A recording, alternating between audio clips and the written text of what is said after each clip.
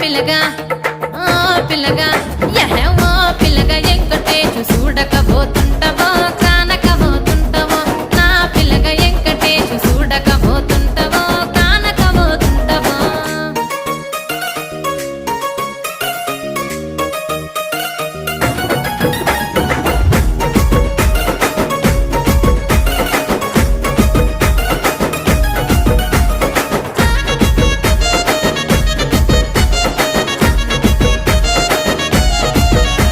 ఓయ్ కండ్లకు కాటు కవెడితే కన్యాకుమారి